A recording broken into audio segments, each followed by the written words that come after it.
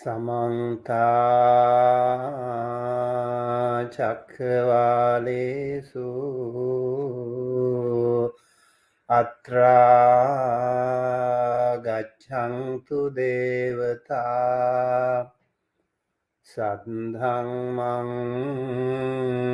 Munirajase Sunantu Sagga Mokkadang Dhamma Savana Kalo Ayang Bhadanta Dhamma Savana Kalo Ayang Bhadanta Dhamma Savana Kalo Ayang Bhadanta Namo Tassa Bhagavato Arahato Samma Sambuddhassa Namo Tassa Bhagavato Arahato Samma Sambuddhassa Namo Tassa Bhagavato Arahato Samma Sambuddhassa Evaṁ me sutaṁ ekhaṁ samayang bhagava sāvadhyayam viharati jetavane anātha pindikassa ārāme athako sambahula bhikkūnaṁ paccābhattaṁ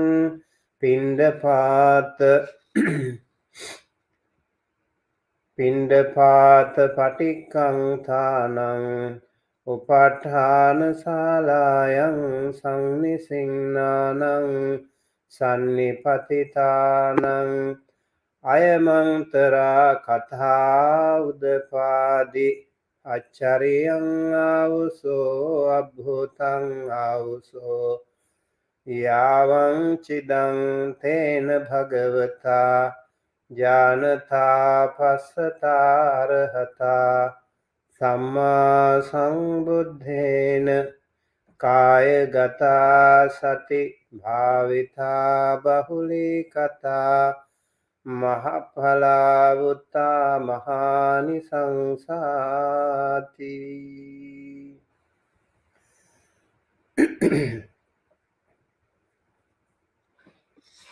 Hello Dhamma friends. Today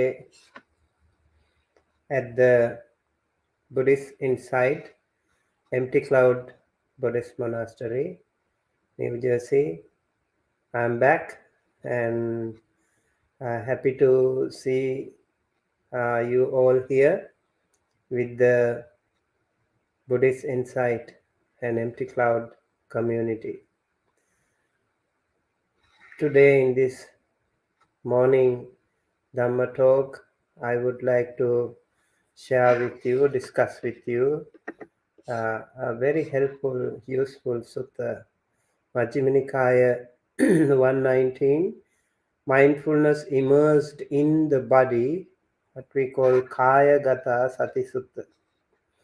Kaya Gata Sati Sutta. So Kaya Gata means immersed in the body. Sati is mindfulness. Sutta is the discourse.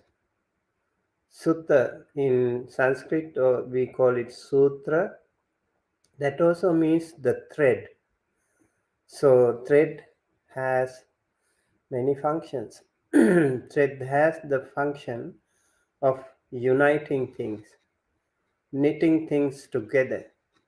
So there are hundreds and thousands of suttas in the Sutta Pitaka alone, which binds all the Dhamma together, teachings of the Buddha together. And the Buddha's teaching on different occasions have different functions. When he meets some lay people, he would be very relaxed and he would not go to very deep, profound Dhamma. When he goes to profound Dhamma, it would be mostly the Sangha assembly. So in the Dhamma Sabha Mandapa, in some of the Buddha's monasteries that he resided, most of the time he resided in Jetavana Monastery in Savatthi, and it is said Buddha lived there 19 vassas, 19 rains retreat. That gave an opportunity for the Sangha community there to learn the Dhamma from the Buddha on so many occasions, hundreds and thousands of them. Every single morning, Buddha had a very unique schedule.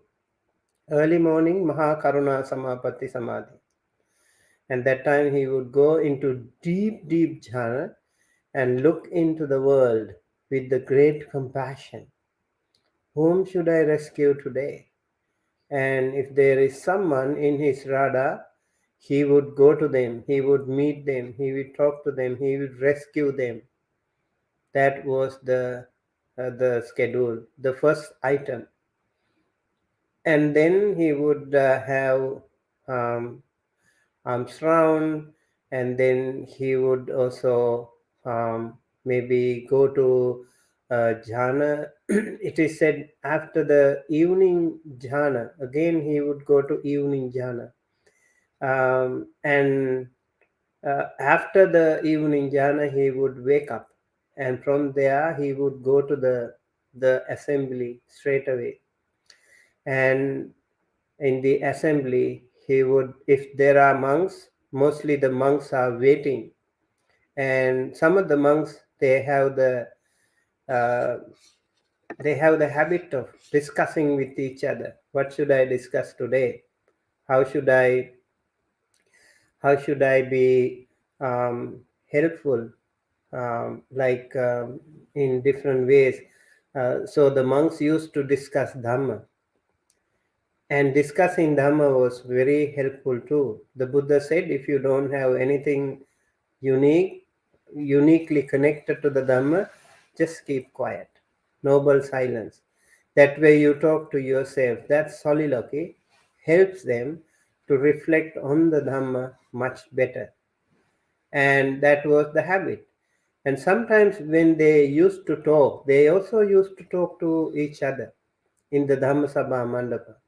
And in this Dhammasabha Mandapa, when they talk, they would definitely talk something related to the Dhamma. So on one occasion, when they were discussing something about the Buddha's teaching, a previous teaching, they said, isn't it amazing, friends? Isn't it astounding? The extent to which mindfulness immersed in the body, when developed and pursued, is said by the Blessed One who knows, who sees, the Worthy One, rightly self-awakened, to be of great fruit and great benefit. This was the discussion that took place among the Sangha when the Buddha arrived there. And the discussion had no conclusion. And then, when the Buddha emerged himself from the seclusion in the late afternoon, he went to the meeting hall, Dhamma Sabha Mandapa, Dhamma Assembly, and he sat down on a seat made ready for him. So every temple had a monastery had a special seat arranged for the Buddha. Whenever he visited, there was a seat ready for him. So this time the monks know that the Buddha is coming, so they were waiting. And then when the Buddha sat, he addressed the monks. What was the topic, monk, that you were discussing before I reached here? And then the monks were talking about that.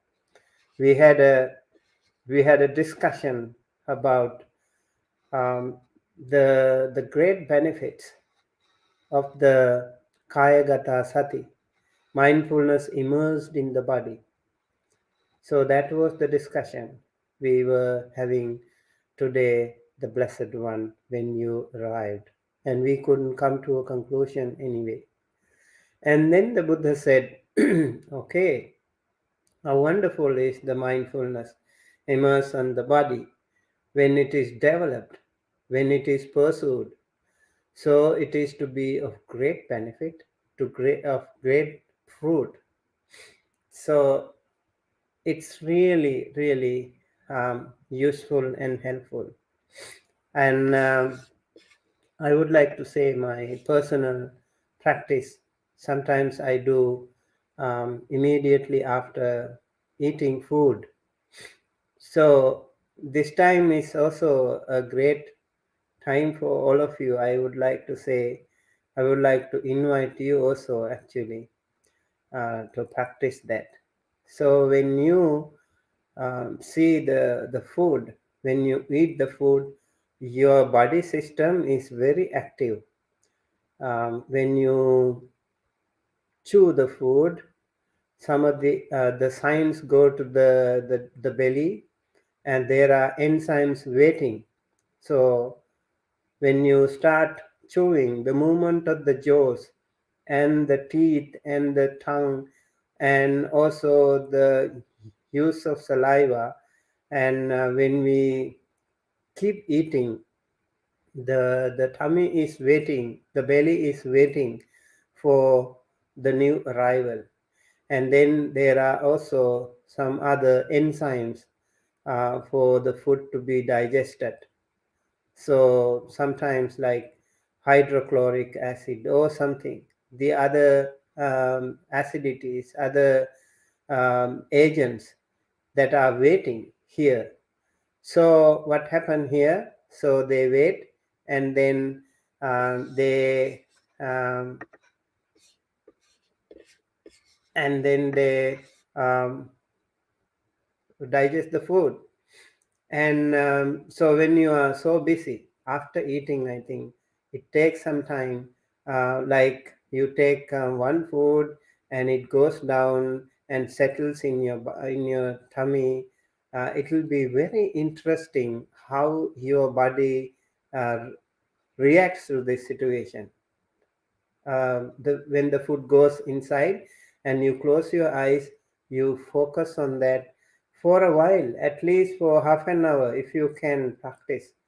If you can contemplate on the chemical reactions, on the activities in the belly area, and also actually the brain as well.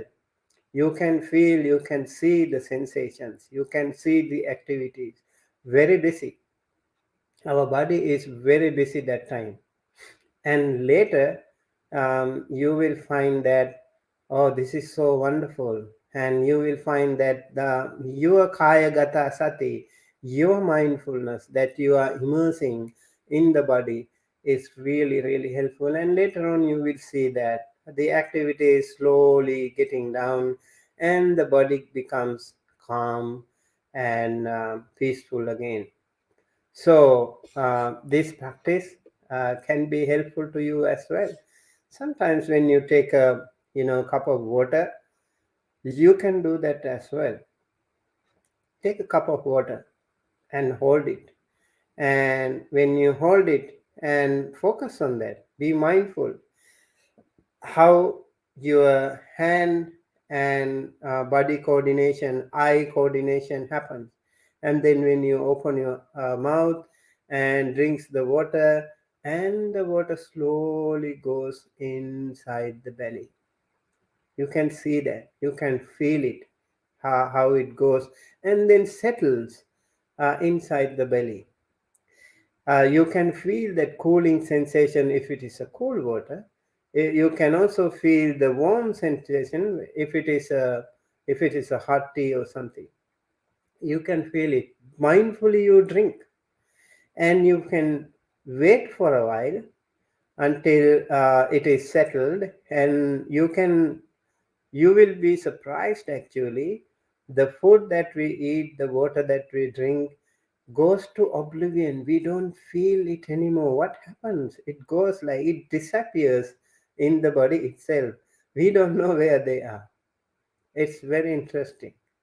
So be mindful and do that. And then later on, go to the next sip or go to the next food that you eat slowly and mindfully you eat. That can be a very good Kaya Gata Sati meditation as well. This is a simple practice, but we all can do that.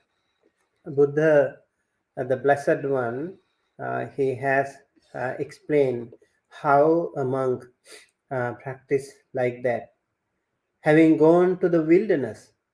So he goes to the jungle maybe, where you can practice better, or to the shade of a tree.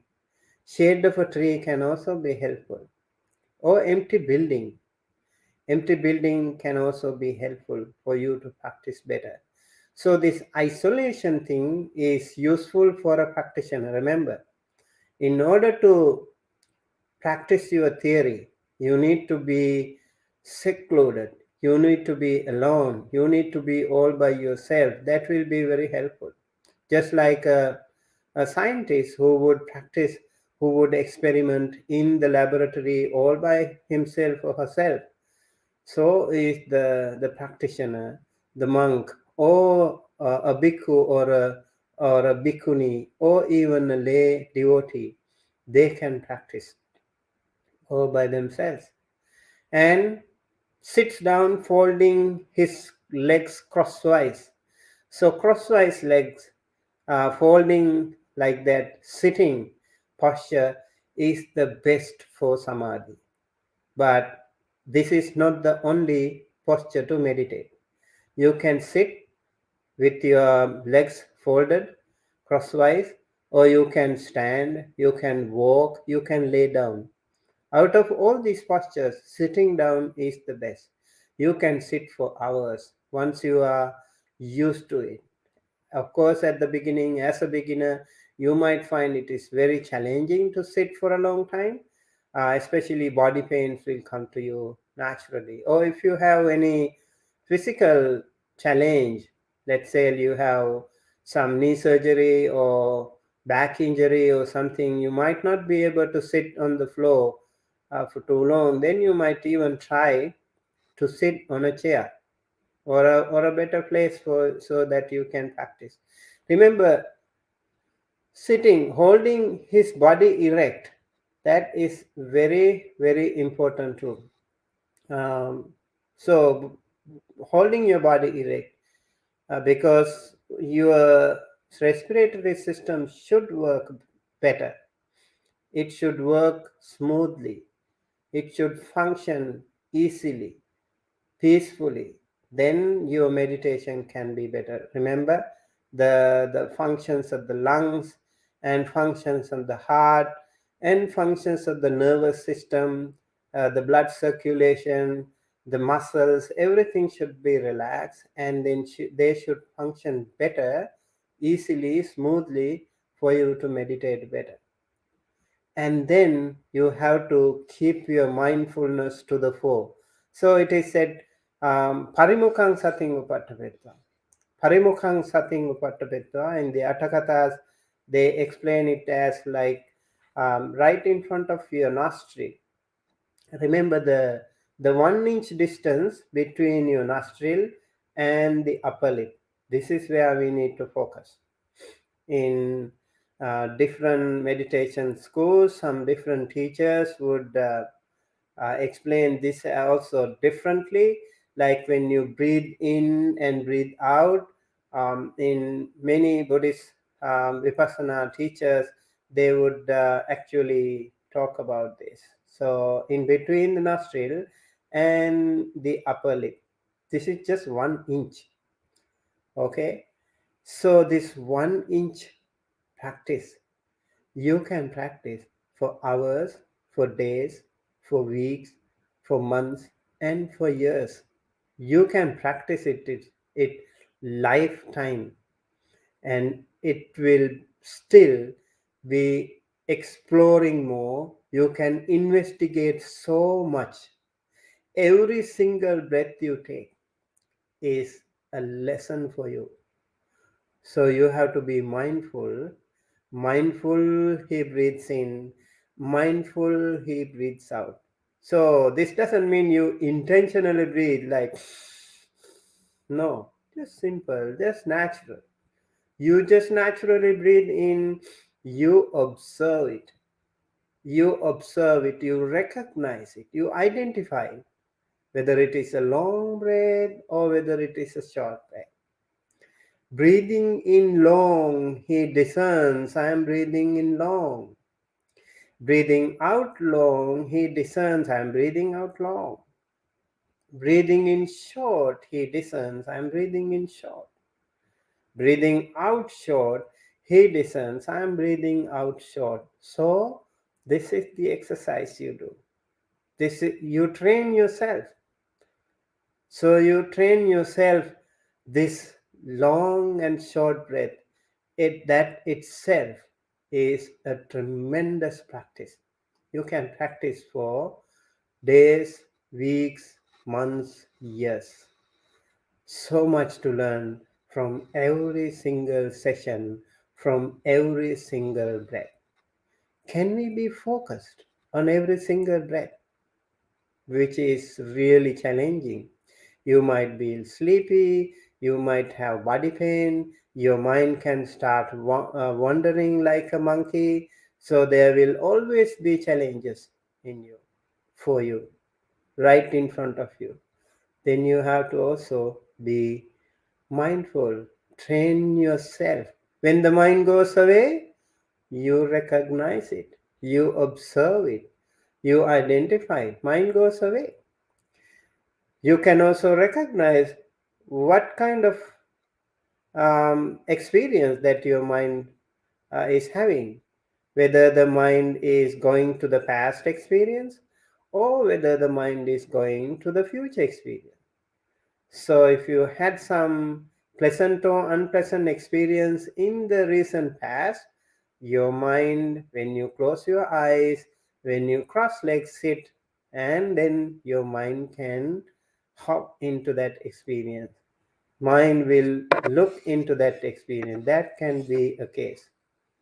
And then when your mind, if the mind is going to future experiences, that's another thing that you have to think. Sometimes if you have some plans, let's say you have a trip to go or you have some other event happening, so you are making plans, and then here you are practicing, you are sitting closing your eyes, then your mind will go to the future experience. Oh, I have something to do tomorrow. So even though I have to meditate right now, mind is so busy with the future experience. Or if you had pleasant or unpleasant experience in the past, let's say you had an argument, heated argument with someone yesterday, and here you practice, you close your eyes, your mind will be super busy analyzing it, criticizing it, fighting with the other person, arguing with the other person. That can be the case when you close your eyes. So, this is very interesting for a practitioner. What you should do, it's okay. Whatever happens, okay. Look at your mind, read your mind, identify your thoughts, recognize your thoughts. Whether your mind is going back to the past, recognize the thoughts. Whether you have anger, jealousy, greed, whatever, recognize it. Just recognize, don't try to suppress it. Just recognizing itself can be very helpful at the beginning. Remember, most of us don't even recognize it. We don't even know what's happening. Mind is so busy, and when we open our eyes, we actually don't read our mind that well. It is very helpful for us to read our mind sometimes, once in a while, practice it. You can do it better when you close your eyes. That's why we need to close our eyes and read our mind. and read our thoughts, identify our thoughts. This is very, very helpful practice. You can do it. Every single time you had some special experience, close your eyes, think of it, read it, read your mind. Let's say you are very, very sad, very sad. You can't do anything. You just keep crying, or you just get angry, you are just upset, don't know what to do. So here is an experiment for you to do. Close your eyes, read your thoughts. What's happening? The anger, the sadness is overwhelmed in you. You can also read your body reaction to those thoughts, how your body reacts to your thoughts.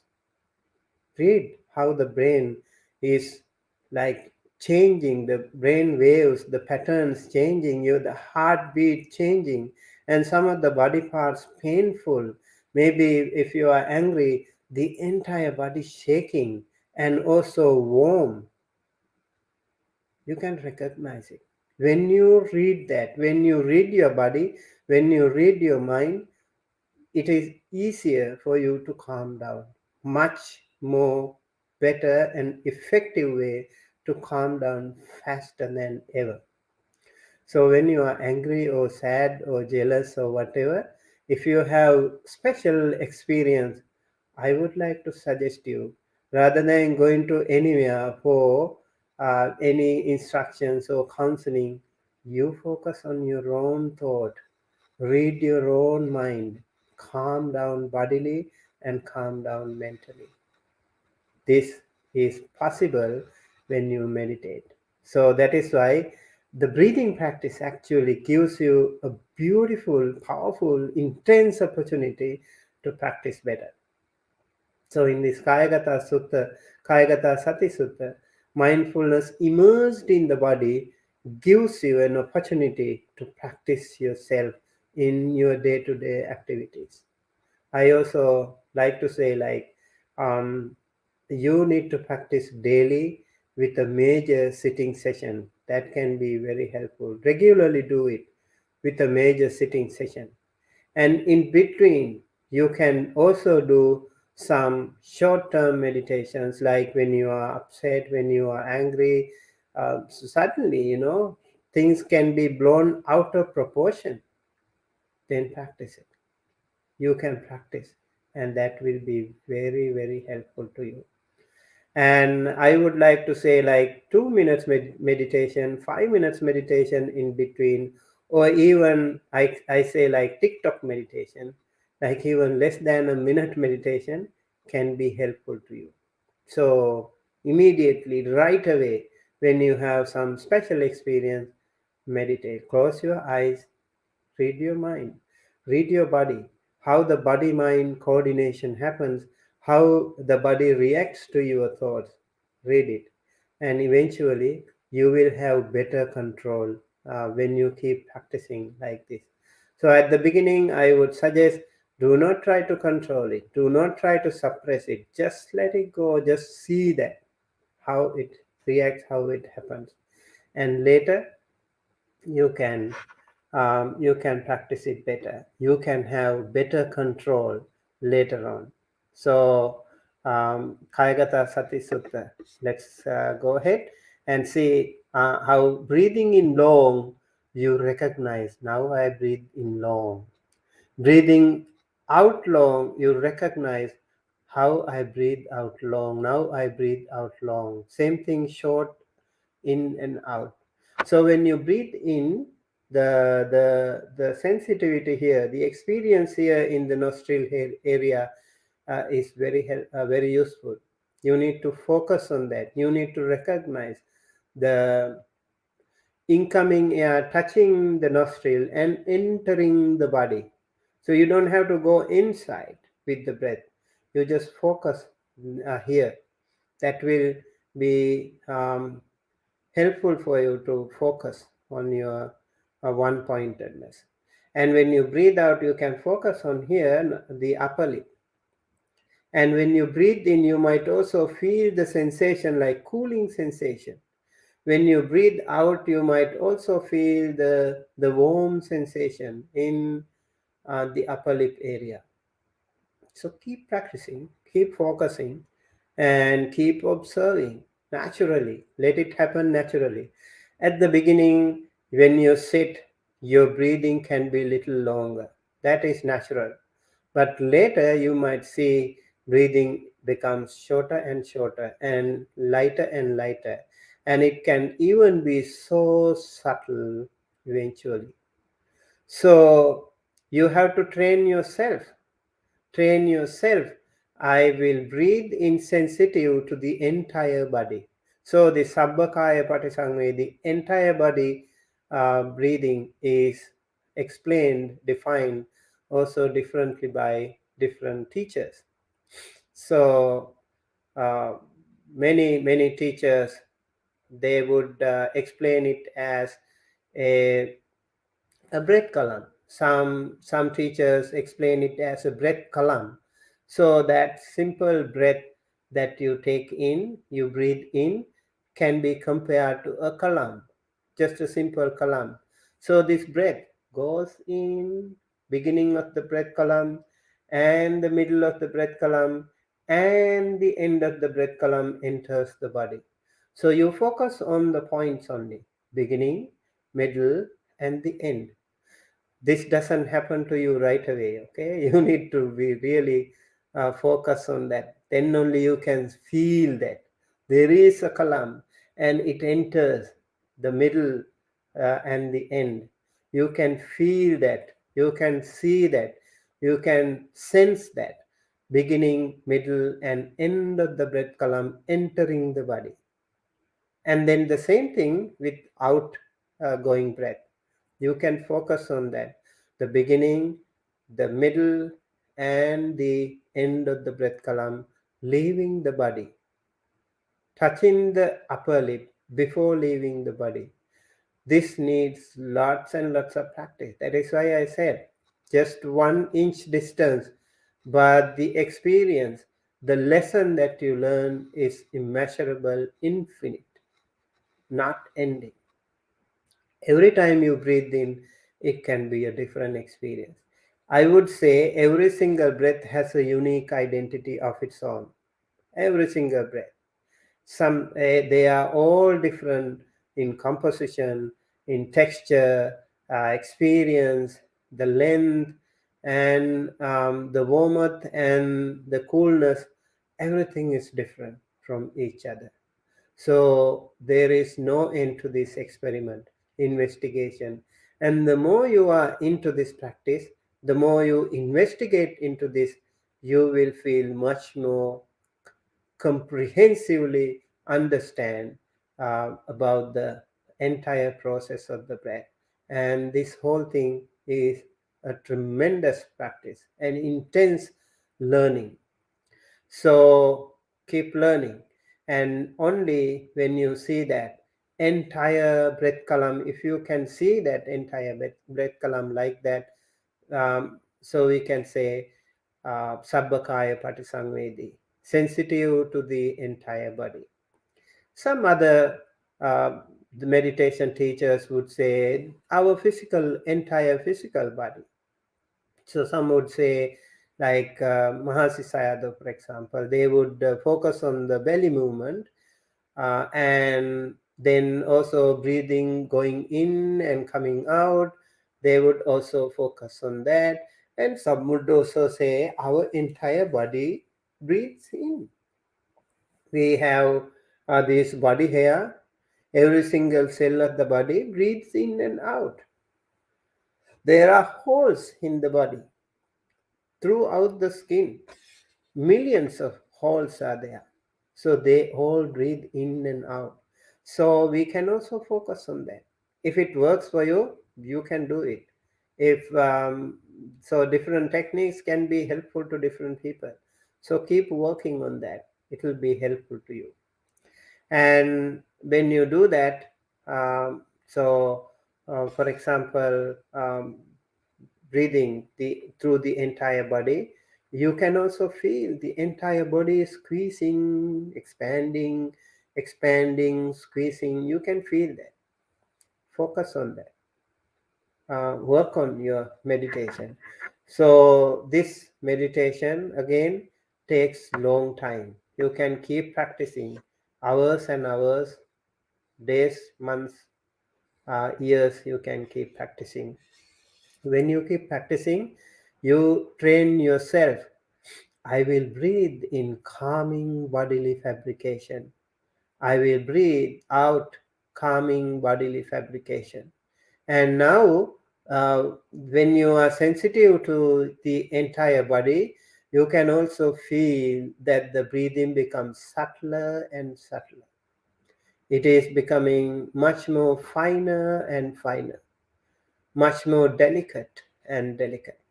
So when you keep thinking of it, you keep meditating on this, you will see you are improving. And then there will be some challenges for the beginners.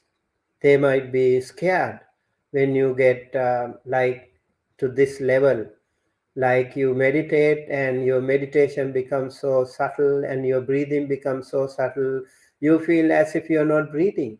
Then they panic, they are scared, they can meditate, they can focus, they get out of their meditation. I can't do that anymore. This can happen to you as well. So over here, you have to still calm down. You are still breathing. Don't worry. You are not dying. Don't worry. This is also because you see how attached we are into our own body. This can happen to you. So you love your body so much. You are attached to your body so much. And then when you breathe subtly, you are scared, you panic, you jump out of the meditation. Actually, this is a good sign of improvement. This is a sign of improvement of your meditation. Remember that very well. If you experience the subtle meditation, subtle breathing, that means actually you are improving, you are progressing. You should be happy about that. And this is also very important for you to go to the next level of your meditation. That means you are subtle, your breathing becomes so subtle, you don't even feel that you are breathing, is a great sign. And then you still wait patiently, focus patiently, observe more seriously, and then you will see, you will feel, you will experience the sensations. You can experience the sensations. If you don't feel the physical breathing, you can still feel the sensation, like the warmth, the coolness. When you inhale, the oxygen comes and you feel that when it touches the nostril, you can feel the coolness. And when you breathe out, the carbon dioxide goes out and the toxic things goes out of the body. You can feel the sensation that is a little warmer. You can focus on that as well. So over here you can even go to from samatha meditation to vipassana meditation. When you focus on that most subtler meditation, investigation into the breathing. And so when you keep doing it, your entire body is so calm. Entire body becomes so calm. And your mind becomes calm as well. And your mind in your body becomes light, and then you are able to actually focus better. You can enter the jhanas easily, better, comfortably, smoothly. This is a good turning point of your meditation. So you need to keep trying this. And then the Buddha says, so you will breathe. I will breathe out calming. I will breathe in calming bodily fabrication. I will breathe out calming bodily fabrication. And as he remains thus, heedful, ardent, and resolute. These three words are also very helpful, very, very important, essential requirements for your meditation. Heedful, ardent, resolute. Heatful means you have to be really working hard, ardent, um, like we say, atapi.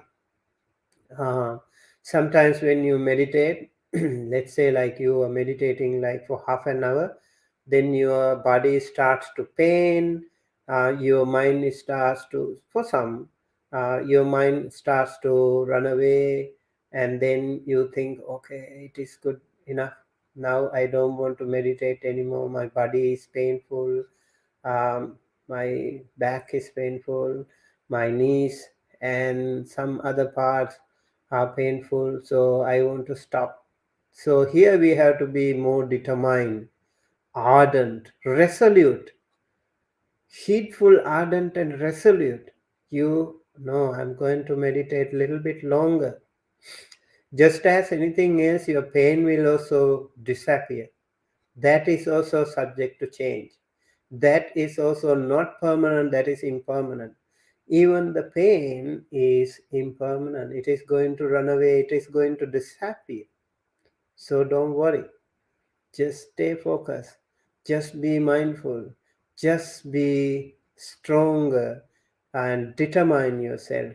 Make little bit more effort. Okay, I'm going to practice little bit longer, and then eventually you will see even the pain is leaving, even the pain is disappearing, and your body becomes adjusted to even the pain. You don't feel pain anymore, so you can practice little bit longer. And remember, 5 minutes meditation, 20 minutes meditation, 30 minutes meditation, 45 minutes meditation, 1 hour meditation. These are different stages. Every time you practice longer, your experience becomes stronger and stronger. And it is a different level, different realm of spiritual journey. It is much more different to practice 1 hour or more than practicing 5 minutes, 10 minutes, or 20, 30 minutes. You can see yourself how this evolution happens, how this development happens in you when you're practicing longer. So keep practicing and don't give up. And over here, the Buddha says, um, heedful, ardent, resolute. Any memories and resolves related to the household life are abandoned. So the person who is attached to the household life is no more. It is abandoned. And with their abandoning, his mind gathers. When you are able to abandon, then you can concentrate better, you can focus better. When you are attached to something, it is so difficult to practice, it is so difficult to concentrate. When you let it go, it is easier for your mind to gather and settle inwardly and grows unified and centered. This is how a monk develops mindfulness immersed in the body. So this is real deep practice. Okay, this itself is a really long-term practice. You can practice on this particular case alone for a long time. Like reading the body, reading the breath, long, short, in, out, and then also whole body breath column meditation. This will also be a long time practice. You can do it longer. And apart from that, in the sutta, we have more different techniques. Now, furthermore, when walking, the monk descends, I'm walking. Now, he is not sitting anymore. Now he is walking. Walking meditation. Walking meditation is also really important. As I mentioned, there are different postures for meditating: sitting, walking, standing, and laying down. So when you stand, you think, I stand. You go find a meditation posture or meditation destination, like okay, this is where I'm going to do my walking meditation. So you think one end to the other, this is the distance I'm going to cover in my walking meditation. Let's say 20 to 40 step, something like that. That distance is sufficient for you to have a good walking path. And if you don't have that path, like let's say you are in the east coast and it's going to be much colder later on, and then you won't be able to go out maybe to practice, and then you can practice at home in your room also. Even if it is 10 feet you have, that's okay. So you decide, you find out the space you have. So when you stand, you stand, I stand, and then you can keep walking back and forth, just to register yourself, just to recognize, just to get used to your practice. Walk back and forth, simple. And then when you walk back and forth, slowly be more mindful. Be more mindful about the surrounding. Sometimes you might hear some noise, sometimes you might see something, but you do not pay particular attention to them anymore. You are focusing. You're focusing more on your feet, sensation on your feet. So when you stand, you think I stand. And when you turn, you think you turn. And then you keep walking back and forth. I'm going forward, I'm going backward, and going back and forth you think. And then you turn, you do it mindfully. And then you can even go further. Sometimes you pause. When you go to the destination, you pause. Stand, stand, stand. And then when you turn, turn, turn, turn, and then pause again. Stand, stand, stand. And then go left, right, left, right. You can go forward.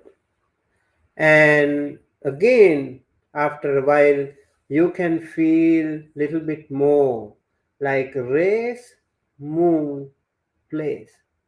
Race, move, place. Focus on that. 3 steps of your walking. Race, move, place. When you race, you are racing against the gravity. So you need to make some effort. And when you move, you have to move through the air. So the front part of the feet, you can feel more exposed to the air. And just like the flight cruising through the air, but the other parts as well, you might feel it differently. So if you are very mindful, you can feel the sensation. And then when you land, when you place, it is also different. So just like the flight taking off and moving, and then cruising and then landing, so these are different experiences. So you keep practicing like that. And even after some time, some people, if they go very slowly, maybe you might go off balance. So you have to take your own pace, you have to keep your own pace. And then maybe you, if you feel like you are going off balance, then you can slow down. Maybe you can do another step like pressing.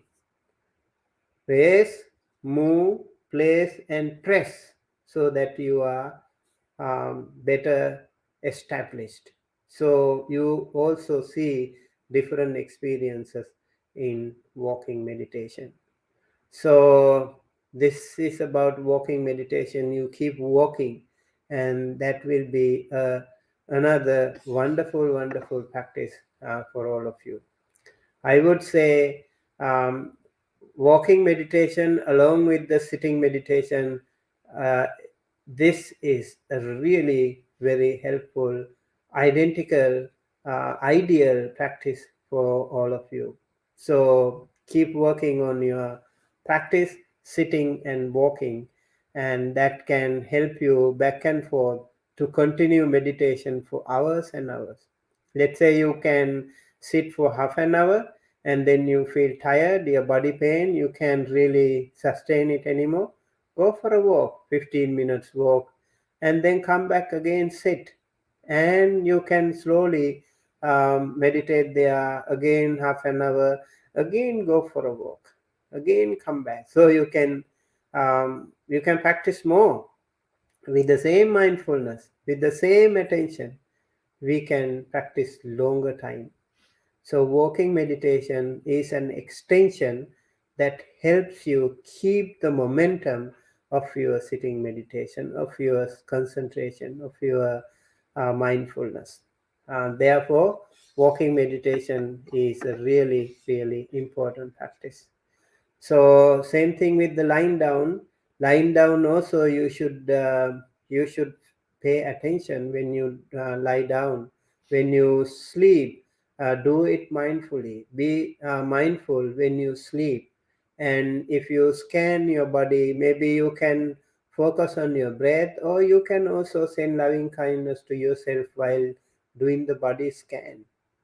And when you sleep like that, you will have a better, comfortable, peaceful sleep. Then you can wake up peacefully. You can sleep comfortably. You can sleep happily. When you have a good sleep, you can wake up like a flower blossoming, very refreshing and very active, very happy. That way, your day, the following day, can be much better.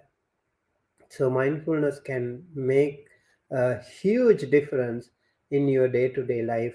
As just as a layperson who is so busy with so many things, just be mindful with whatever you do. When you open the door, be mindful. When you sit down, be mindful. When you open the drawer, be mindful. When you wash your hands, be mindful. Do with mindfulness. When you eat, drink, do it with mindfulness. This is what the Buddha would say in the next segment of the sutta. So, furthermore, when going forward and returning, he makes himself fully alert. When looking toward and looking away, when bending and extending his limbs, when carrying his outer cloak, his upper robe, and his bowl, when eating, drinking, chewing, and savoring, when urinating and defecating, when walking, standing, sitting, falling asleep, waking up, talking, and remaining silent. Even in remaining silent, you need to be mindful. I am now silent. I am now talking. I am now walking. He makes himself fully alert. And as he remains thus heedful, ardent, and resolute, any memories and resources related to the household life are abandoned. That way, your uh, unnecessary memories cannot disturb you anymore. You can let them go, and then you can focus more. And with their abandoning, his mind gathers and settles inwardly, and then you can focus better, concentrate better, grows unified and centered. This is how a monk develops mindfulness immersed in the body. All right. So, Sutta goes on actually with more explanations. You can take a look. I think it will be helpful. I will share the link with you so you can read the Sutta. This Sutta is a really helpful Sutta. Bhikkhu Thanisaro's translation is there. So, keep working, keep practicing, and regular basis. Practicing is much more helpful, and eventually, like on full moon day, maybe you can practice maybe a day long practice, and on regular basis you can practice like uh, observe 5 precepts, observe seriously, read the meaning of these precepts. That can be very helpful. And then on full moon day, remember the full moon makes a big difference to our earth. It influences differently. Tidal waves and all, you can see the flowers, the trees, they are changed. They actually can be influenced differently with the full moon. So our emotions can also change with the full moon. So full moon day, you need to practice maybe 8 precepts. Other than the 5 precepts, you can observe 3 extra precepts. Come to the temple if you want, if you have time, or you can practice at home. If you are busy, if the full moon day happens on a weekday, maybe you can focus on your weekend or whatever day is closer to the full moon day. That's what mostly the Sri Lankan temples do here. They select the closest weekend day for the full moon day practice. So once a month, observe 8 precepts. And I also would like to suggest maybe once in 6 months or once a year, practice 10 days. Go to a retreat. This way, you will continue to improve. This is a gradual improvement, not like right away. If you try to do it right away, that can also be little bit, you know, um, little bit even more dangerous. Can happen some people if you do it intensely without any proper plan. So it should be a smooth ride, I would say, gradual, daily basis, monthly basis, and maybe annual. You improve slowly. Then it will register in your system better, and your body and the mind will easily adjust to your spiritual journey. Okay, and I hope it helped you, and I wish you all the very best. And if you have any questions, I don't see any question, so I think it should be okay. It should be clear to all of you. And I would like to take this opportunity to thank Empty Cloud Monastery for hosting these beautiful Dhamma Talk events to help benefit the community. And also, I would like to thank each and every one of you for turning in. Despite Friday being a busy day, you still wanted to join us, and really appreciate each and every one of you. And also, you are so lucky that you are connected to the Dhamma, that you find peace in yourself, and that you find happiness and good health. So let's conclude today's Dhamma talk. May the power of the Buddha Dhamma Sangha be with you all. May you all be well, happy, healthy, safe wherever you are. May no harm come to you from water, fire, air. May you always be safe and protected wherever you are. May all your departed ones also receive this merit, share this merit. Be well, happy, healthy, safe wherever they are. May all your family members, your beloved parents, grandparents, your spouse, your children, your siblings, your teachers, elders, and all your relatives, all your near and dear ones, your loved ones, may they all be well, happy, healthy, safe wherever they are, with the blessings of the Noble Triple Gem. May all the people in the world who are suffering due to sickness or due to some natural calamities or some other reason, if they are sad, if they are sick, if they have any difficulty, if they have any physical or mental challenge, let us share this merit with them also. May they all be well, happy, healthy, safe wherever they are. Let us also think of all the people who are happier, who are maybe world leaders, who are community leaders, religious leaders. May they also be well, happy, healthy, safe wherever they are, so that they can take better decisions for the well being, happiness of the many. And may all sentient beings, including Devas, Brahmas, also share this merit. May they all be well, happy, healthy, safe. May all of us be able to live our life peacefully, comfortably, with good health. May all of us and all of them be able to attain the supreme bliss of Nibbana, the absolute peace and happiness at the end of our samsara. Thinking thus, please keep your palms together close to your heart and say 3 times, Sadhu, Sadhu, Sadhu. Now I would like to invoke blessings upon all of you with a short chanting of the Buddha. Sabbitiyo vivajjantu sabbarogo vinasatu mate bhavatvantarayo sukhe digayuko bhava bhavatu sabba mangalang rakhantu sabba devata sabba buddhanubhavena sada sotte bhavantu te Bhavatu sabba mangalang rakhantu sabba devata sabba dhammanubhavena sada sotti bhavantu te Bhavatu sabba mangalang rakhantu sabba devata sabba sanghanubhavena sada sotti bhavantu te Abhivadana Silis Nichang Vadha Pachaino